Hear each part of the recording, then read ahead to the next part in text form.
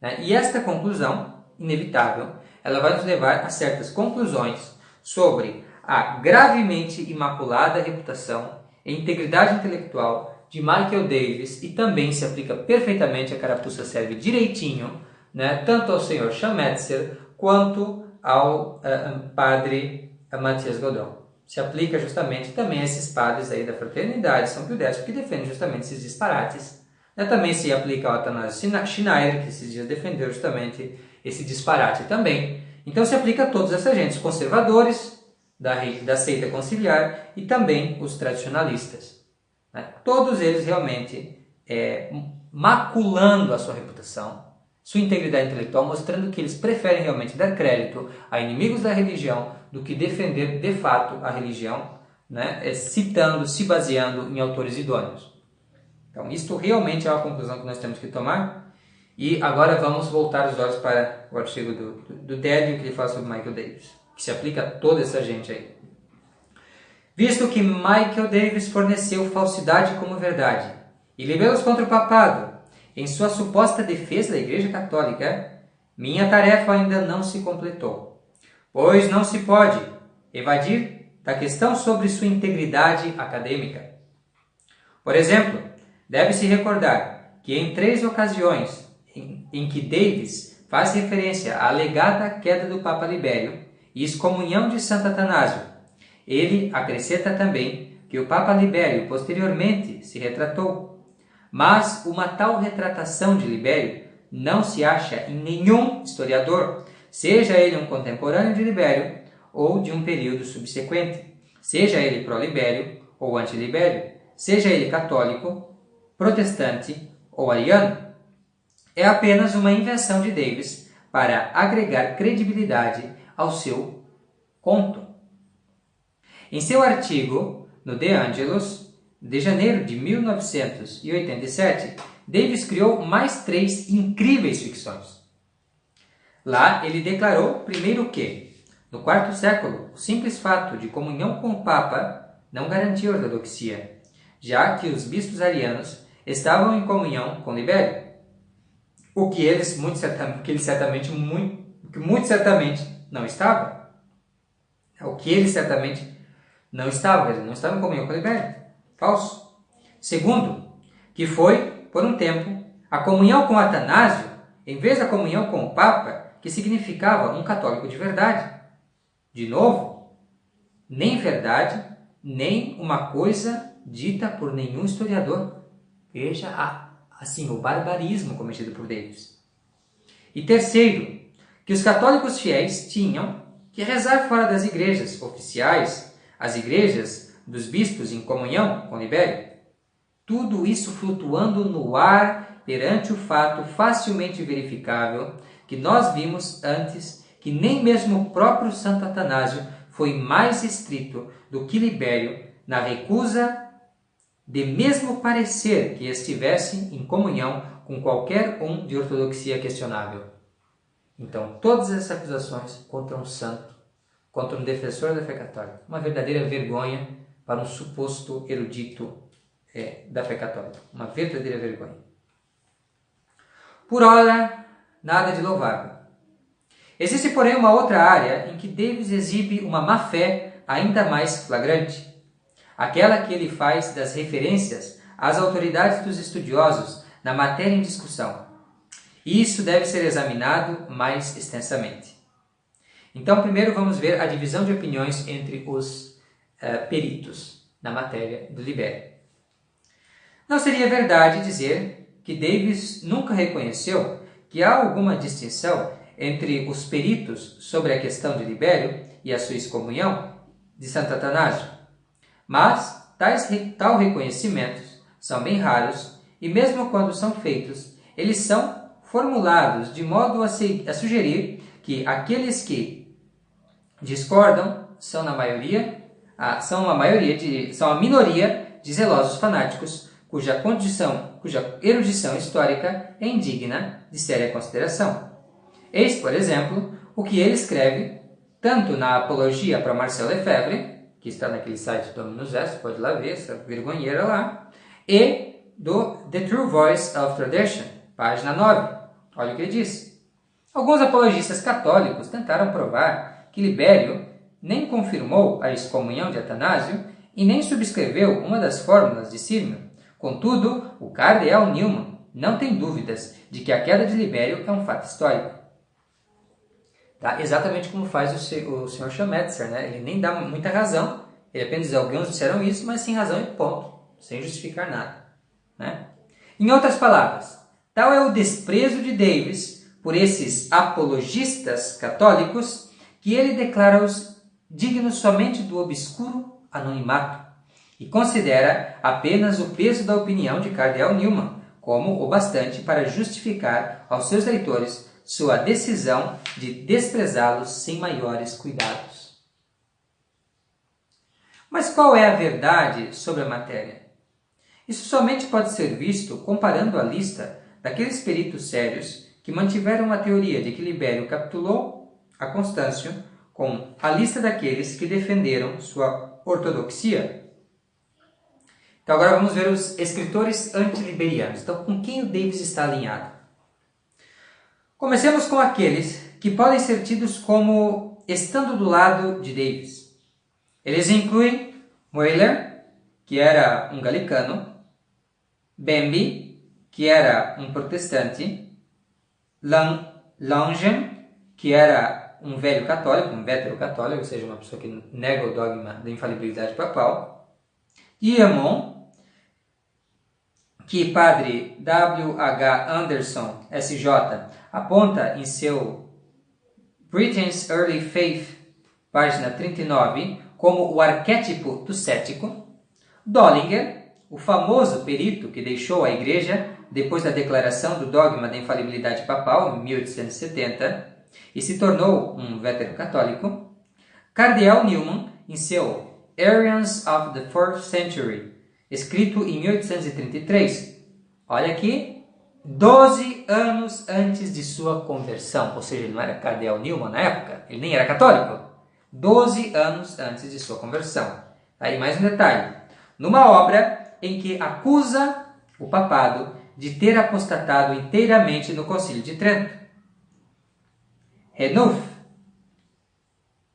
Simnas, Padre Alban Butler, o infiel Gibbon, cujo Decline and Fall está no Index, e que parece ter decidido aceitar alegações hostis ao papado puramente com base naquilo que seria mais útil para manchar a reputação da Igreja Católica. Não agrada-me acrescentar o nome de São Belarmino a esta lista, pois ele foi no máximo um antiliberiano altamente hesitante e parece expressar visões contraditórias sobre o assunto em dois lugares diferentes de sua obra. Ademais, ele escreveu na aurora da crítica histórica, antes de qualquer questão ter sido levantada quanto à autenticidade de alguns manuscritos patrísticos que ele utilizava, e ele enfatiza, além disso, que qualquer lapso de Libério de sua celebrada ortodoxia é matéria de dúvida. Então, assim, o mais ilustre, o mais católico dos autores que podem ser considerados antiliberianos, ele é extremamente hesitante do fato realmente de ter havido uma queda da parte do Libério, que é o São Roberto Bellarmino. Então, assim, na verdade, se for considerado, ele é o único de peso que a gente pode considerar. E hoje nós sabemos que o argumento de Bellarmino e muitos outros argumentos históricos de Bellarmino, eles realmente não se aplicam. E realmente não se aplica mesmo nesse caso do Libério. Mas é mais ou menos essa lista. Então, de qualquer forma, os escritores acima são os mais renomados autores da escola antiliberiana. Muito bem, então, bem-vindo, esta escola de Davis, essa escola da Fraternidade de São Pio X, essa escola dos conservadores do modernismo, da seita conciliar. Tudo bem? Então, esses que se dizem os papais, esses que se dizem os defensores da tradição, esta é a escola que eles pertencem, ou seja, a escola de protestante, de céticos, de veterocatólicos, de traidores, de liberais, modernistas, enfim. Então, esta é a lista deles. Agora vamos às exceções. Existem também aqueles que estão desalinhados, não são nem pró nem anti-libério. Eles dizem assim: existem alguns escritores que mantém uma posição mais moderada, semelhante à mantida por Sosomeno entre os antigos, de que Libério subscreveu as fórmulas deliberadamente cobertas com terminologia ambígua que, embora aberta a uma interpretação heterodoxa, levou-o a genuinamente crer que a fórmula era uma expressão da fé católica. Esses escritores incluem von Hefele, que foi um liberal, Funk e de Schene, um modernista notório, que tem algumas de suas obras no Índice de Livros Proibidos. Então essas são as exceções. Tá bem? Agora vamos para os escritores pró-Libério. Agora você olhe o que é a elite. Tá bem? A elite que o Davis considera realmente ser os apologistas de não muito valor, muito zelosos, porém defensores de um disparate, uma coisa sem fundamento e blá blá blá. Então vamos ver quem são eles. O mínimo que pode ser dito desta lista de escritores que defendem a ortodoxia de Libério é que ela não é menos impressionante do que aquilo que vimos até aqui. Ela inclui Giorgio Cadrenos, cerca de 1100, um historiador medieval bizantino, fiel depositário da tradição da cristandade oriental, Stilton, Zacaria, Palma, Dom Guéranger, que escreveu o ano litúrgico, né, na festa de Santo Eusébio, ele fala isso, Santo Eusébio, que a quem São Libério escreveu uma carta, né? Cadeal Hergnotter, o famoso defensor da ortodoxia católica contra os ataques de Dollinger no tempo do Concílio do Vaticano de 1870, e Jungmann, cuja obra sobre o assunto cobre 80 páginas de argumentação forçosa e é, em minha opinião, por si só conclusiva.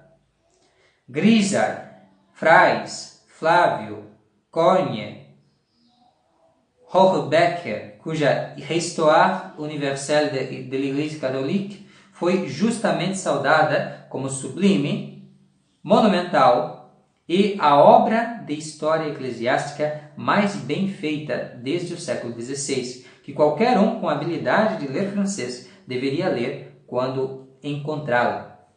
Dom John Chapman, em seu artigo para a Enciclopédia Católica de 1903, Alzog, em sua Universal Catholic History, volume 1, página 542, Dorroz, em sua História Geral da Igreja Católica, páginas 456 e seguintes, Heinending, Schiemann, Folters, Berthélemy, em seu Erreur de Mensonge Historique, que recebeu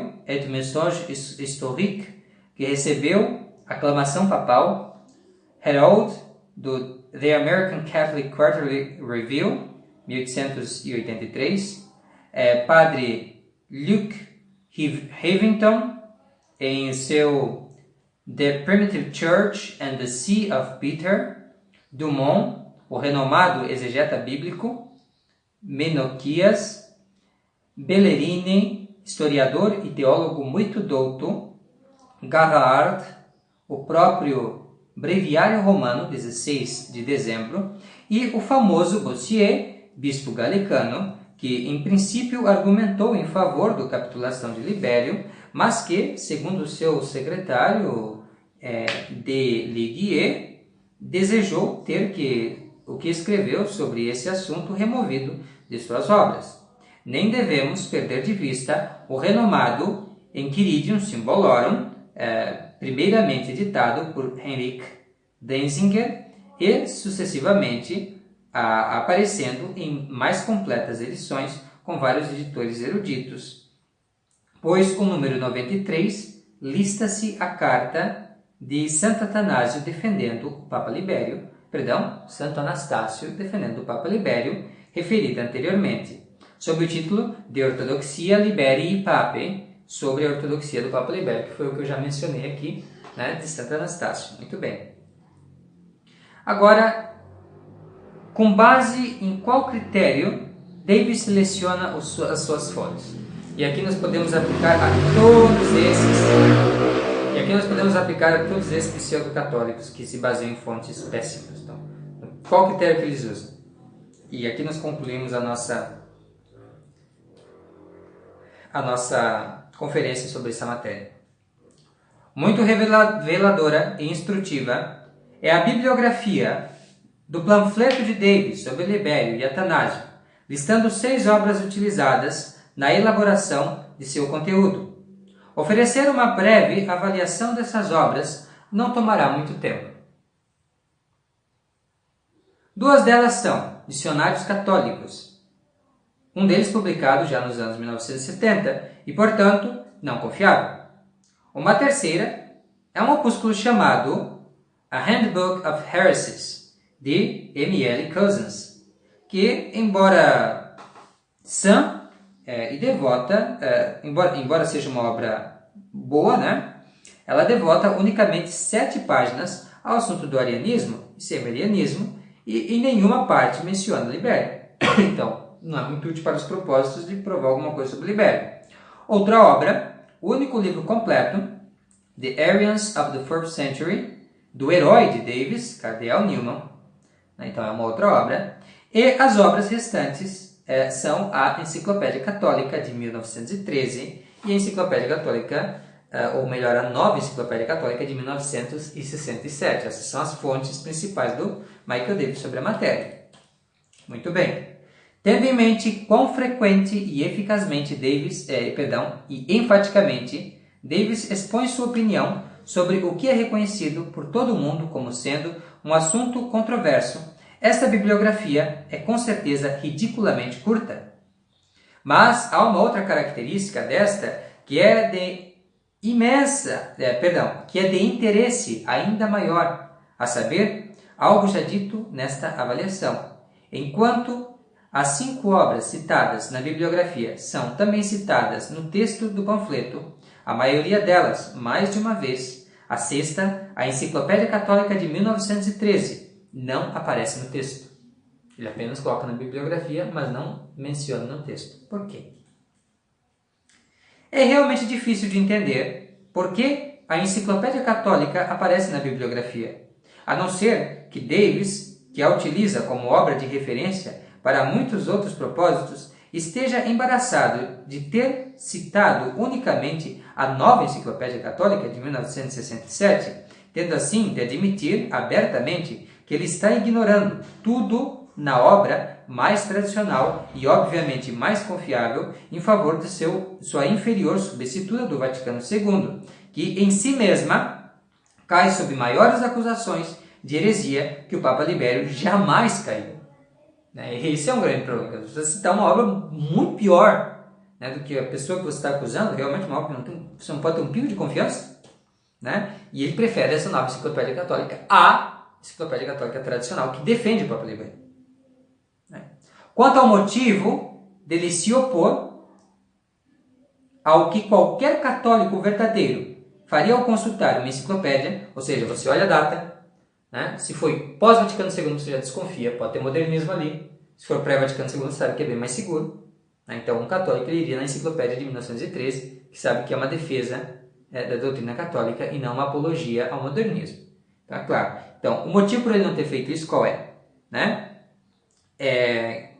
Então, olhando unicamente para a sua versão no Vaticano II, publicada sob o guarda-chuva da Igreja Conciliar. Então, o motivo não há nenhuma dificuldade em explicá-lo. A Enciclopédia Católica de 1913, que Davis frequentemente cita em suas obras sobre outros assuntos que não sejam o Papa Libério, contém um artigo excelente e cogente, argumentando que as diversas acusações feitas contra Libério eram inteiramente espúrias. E para Davis, isso é suficiente para fazer dela, em termos orwellianos, uma não-enciclopédia. Uma deciclopédia, talvez, não sei, enfim. Mas a ideia é justamente essa, quer dizer, ele desqualifica uma obra tradicional defensora do catolicismo para usar uma obra, entre aspas, atualizada, feita para execração do papado, execração da tradição católica. É justamente porque esta é mais conveniente para ele, e não porque é verdade. E é isso que fazem esses aqui, que eu citei. Eles realmente não amam a verdade. É desnecessário dizer que a horrorosa Nova Enciclopédia Católica, como todas as obras que emanaram da Igreja Conciliar a fim de atualizar-se e desatualizar as suas contrapartes pré-Vaticano II, aproveita toda a oportunidade que tem para atacar a Igreja e diminuir a estima que os católicos devem ter pela Santa Sé, invariavelmente se alinhando com os inimigos do Vigário de Cristo nas alegações que elas trazem contra ele. Davis é desmascarado como o homem que está disposto a usar esse tipo de fonte, a fim de reforçar os seus preconceitos, ao mesmo tempo que abandona autoridades tradicionais e confiáveis que contradizem a tese que lhe parece conveniente defender. Então, realmente, esse estado de semi-modernismo é muito conveniente, é muito confortável. Porque agora, no fim das contas, o que significa reconhecer as autoridades conciliares? O que isso significa? Significa dizer basicamente, não, eu sou o meu Papa. Né? No fim, é isto que significa, porque esta Igreja Conciliar ela não possui disciplina, ela nem possui fé no papado. Esta fé no papado é uma fé superficial, decorativa, da boca para fora. No fim das contas, as pessoas fazem o que dá na telha, né? Ele sempre tem o seu Atanásiozinho, né? Uns têm o bofe, outros têm lá o pregador do grupo de oração protestante carismático, outro lá tem o seu cardeal Saro, o outro tem o cardeal Burke, o outro tem o Monsignor Felly, o outro tem o Monsignor Williamson, e assim assim por diante, né? Uns têm o Zucchi, outros lá tem a dona Fideli, e assim por diante, cada um tem o seu guru na Igreja Conciliar, e o Papa, o Papa está ali para você bater foto, você dizer que nós temos um Papa, né? Mas realmente ninguém está nem aí para o que o Papa está falando. O suposto Papa. Porque quando ele fala abobrinha, fala coisa do modernismo, que a consciência católica não é capaz de aceitar. Rejeita, diz não. Diz não, não tem como aceitar. Só que é cômodo você dizer que este homem é o vigário de Cristo. Entende que daí parece que está tudo normal, parece que está tudo bem. Mas não está nada bem. E o sinal de que não está nada bem é que você fica procurando aí o Papa em algum lugar, meu amigo. A sé está vacante, essa é a pura realidade. E não é vacante no sentido de que agora temos que eleger, né? Morreu um Papa e agora temos que eleger. Não, é vacante no sentido que nós temos impostores lá em cima, infiltrados, inimigos da religião católica, e quanto mais você mantém a pseudo-autoridade dele, a autoridade que não existe de fato, e você sabe disso com a sua vida, não existe essa autoridade sobre você, né? Então, o fato de você manter, você dá todos os meios para ele destruir o que resta da fé católica, o que resta da fé do nosso povo. E eles estão conseguindo cada vez mais, estão indo cada vez mais longe, eles estão se tornando cada vez mais ousados. E justamente por quê? Porque o nosso problema não são só os modernistas declarados, mas são esses semi-modernistas que ficam usando esse tipo de argumento para dizer que o papado católico é esta fraude do Vaticano II. E não é verdade. O papado católico é uma coisa séria, é uma coisa que funciona, não é uma coisa de enfeite decorativa, uma coisa para ser um pretexto para os modernistas destruírem a nossa religião. Não é.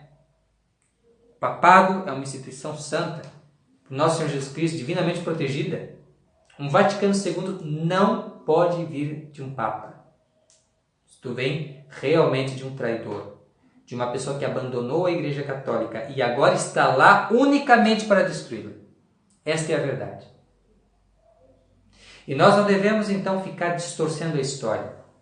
Não devemos então ficar inventando esses mitos, né, sobre os papas do passado. Pelo contrário, devemos defendê-los. Devemos defender o papado, defender as prerrogativas do papado, contra justamente esses modernistas lá de cima que justamente suportam esse tipo de coisa aqui, ó.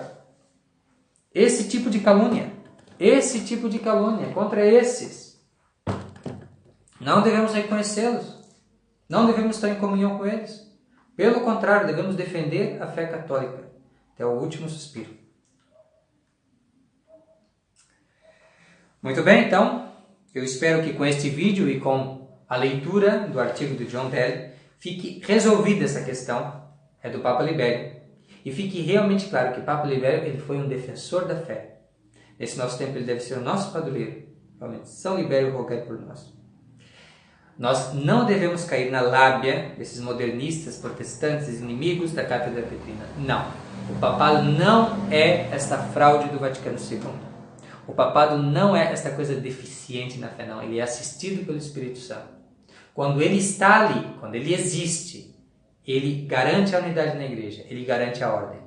Agora, o fato é que nós não temos papado, justamente porque esses semi-modernistas da Fraternidade de São Pio X, da resistência, esses pseudo-conservadores, esses conservadores do erro, eles estão aí dizendo, ó, está aí, né, o sucessor de São Pedro. Enquanto isso, né, esses modernistas lá fazem a destruição e nós ficamos assim à deriva, realmente, né, indo cada vez mais para o fundo do poço.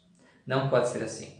Nós precisamos ser como São Libério, precisamos ser como São Atanásio e combater não só esses hereges declarados do Vaticano II, mas também essas pessoas que fazem amizade, que estão em comunhão com esses hereges declarados.